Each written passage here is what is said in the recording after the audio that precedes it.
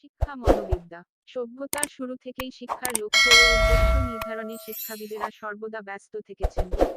আধুনিক কালে শিক্ষাবিদেরা কোন বিশেষ একটি ব্যবস্থা বা ধারণায় সর্বসম্মতি দেখাতে পারেননি, বরং তারা ভিন্ন ভিন্ন মত প্রকাশ করেছেন শিশু শিক্ষার বিভিন্ন দিক আলোচনা প্রসঙ্গে। যে বিষয়ে প্রায় সকলেই একমত হয়েছেন তা হল শিশু শিক্ষার একটি অন্যতম গুরুত্বপূর্ণ উপাদান হিসাবে শিশু মনোবিদ্যা পাঠের উপলব্ধি এবং শিশু শিক্ষায় তার প্রয়োগের গুরুত্ব। কারণ শিশু শিক্ষাকে বিজ্ঞানসম্মত করতে গেলে প্রয়োজন মনোবিদ্যার সাইকোলজি জ্ঞান। এর ফলে জানা যাবে শিশু মনস্তত্ত্ব এবং শিক্ষা ও সেই মনস্তত্ত্বের ভিত্তিতে গড়ে উঠবে। ফরাসি চিন্তানায়ক রুশোর ROUSSEIO উত্তরসূরি হিসাবে অষ্টাদশ শতাব্দীর শেষার্ধে শিক্ষাবিদ পেস্তালসি PESTALOZED শিক্ষাকে মনোবিদ্যাসম্মত করার কথা বলতে গিয়ে বলেছেন, আমি শিক্ষাকে সম্পূর্ণভাবে মনোবিজ্ঞানসম্মত করতে চাই।